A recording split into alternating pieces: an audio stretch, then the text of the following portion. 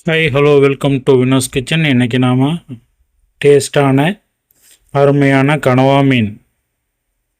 மீனில் தான் எப்படி மீன் குழம்பு செய்கிறது அப்படின்னு பார்க்க போகிறோம். வாங்க வீடியோக்குள்ளார போகலாம். ஒரு அருமையான டிஷ் இது, அளவுக்கு அதிகமான சத்துக்களை உள்ளடக்கியது. வாங்க வீடியோக்குள்ளே போயிட்டு எப்படின்னு பார்க்கலாம். இன்றைக்கி பார்த்தீங்கன்னா இந்த கனவா மீனுக்கு தேங்காய் அரைச்சி ஊற்றி தான் செய்ய போகிறோம். இதனுடைய சைடு எஃபெக்ட் குறைக்கும். கொஞ்சமாக இஞ்சி சேர்த்து நல்லா மைய அரைச்சி எடுத்தாச்சு. முதல்ல குழம்பு கரைசல் ரெடி பண்ணி வச்சுக்குவோம். அதுக்கு ஒரு பாத்திரத்தில் கொஞ்சமாக மஞ்சத்தூள் எடுத்துக்கிட்டு கூடவே தேவையான அளவு உப்பு ஆட் பண்ணிக்கலாம்.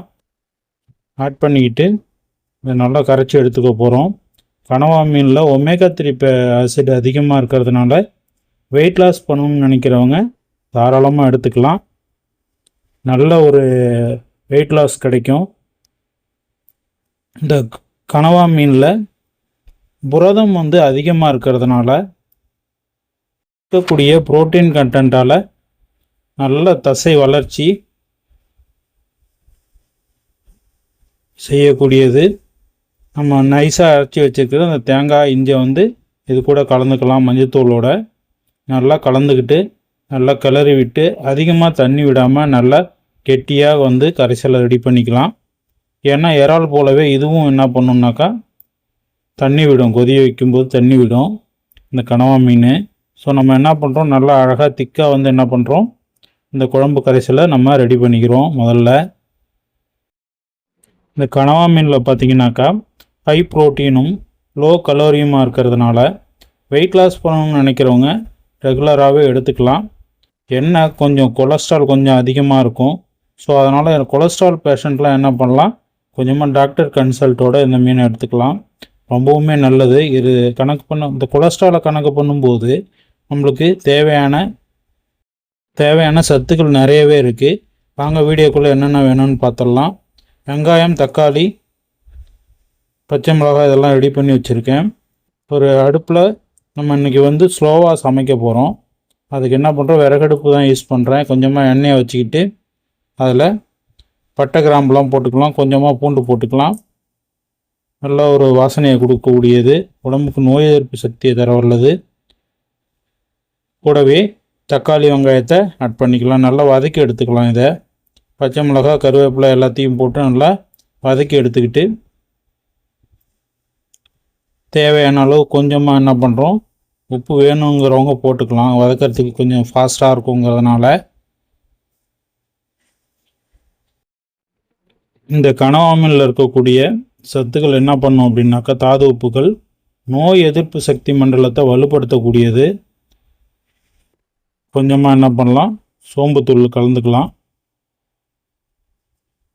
நல்லா கிளறி விட்டு நல்லா தக்காளி வெங்காயம்லாம் நல்லா பொன் ஒருவலாக வதங்கி வர்ற வரைக்கும் வதக்கிட்டு இது கூட நம்ம ரெடி பண்ணி வச்சுருக்கிற அந்த குழம்பு கரைசலை ஆட் பண்ணிக்கலாம். குழம்பு கரைசலை ஆட் பண்ணிக்கிட்டு நல்லா கிளறி விட்டுக்கிட்டு கொஞ்சம் நேரம் மட்டும் பாதி திறந்த அளவுக்கு மூடி வச்சிடலாம். பாருங்கள், இதுதான் கனவா மீன். பெரும்பாலும் நிறைய பேருக்கு தெரியாது வர. அளவுக்கு அதிகமான சத்துக்களை உள்ளடக்கிய இந்த கனவா மீனை வச்சு நம்ம இன்றைக்கி ஒரு குழம்பு ரெசிபி ரெடி பண்ணிகிட்ருக்கோம்.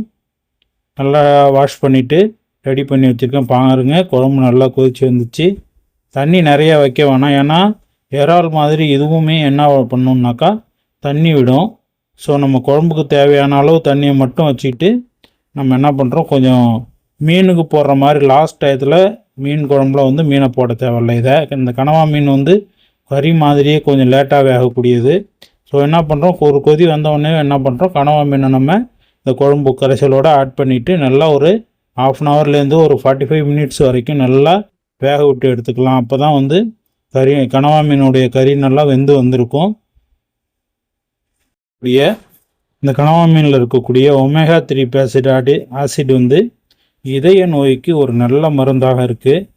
இதய நோய் இருக்கிறவங்க வாரத்தில் ஒரு நாள் அட்லீஸ்ட் ஒரு நாளாவது எடுத்துக்கலாம். மாதத்துக்கு அட்லீஸ்ட் இல்லைன்னா ஒரு 2 தடவையாவது எடுத்துக்கிட்டாக்கா ரொம்ப நல்லது. அதோடு மட்டும் இல்லாமல் சர்க்கரை நோயாளிகளுக்கு ஒரு மிக சிறந்த ஒரு வரப்பிரசாதமாக இருக்குது. என்னன்னாக்கா இது இந்த கனவா மீன் வந்து உடம்புல வந்து சர்க்கரையோட அளவை ரொம்ப கண்ட்ரோல் பண்ணி வைக்கக்கூடியது. சர்க்கரை நோயாளிகள் தாராளமாக எடுத்துக்கலாம். பாருங்கள், அருமையான ஒரு கனவா மீன் ரெசிபி ரெடி ஆயிடுச்சு. இந்த கனவா மீன்கள் பார்த்திங்கனாக்கா இரத்த சிவப்பு அணுக்களையும் வெள்ளை அணுக்களையும் அதிகப்படுத்தக்கூடிய வேலையை செய்து, இதில் உள்ள அதிகப்படியான காப்பர் வந்து நோய் எதிர்ப்பு ஆற்றலை வந்து அதிகப்படுத்துவதற்கு பெரிய உதவியை செய்து, அளவுக்கு அதிகமான சத்துகளின் காரணமாக ஆண்களுக்கு ஏற்படக்கூடிய ஆண்மை குறைபாடுகளிலிருந்து நிவர்த்தி செய்யக்கூடிய அதிகப்படியான ஆற்றல் இந்த கணவாய் மீனுக்கு இருக்குது. தைராய்டு போன்ற பிரச்சனைகளில் இருந்து தடுப்பதற்கும் இந்த கணவாய் மீன்கள் நன்கு பயன்படுது. இந்த மாதிரி அளவுக்கு அதிகமான ஆற்றல்களை உடைய கணவாய் மீனை நீங்களும் செஞ்சு சாப்பிடுங்க. நன்றி, வணக்கம்.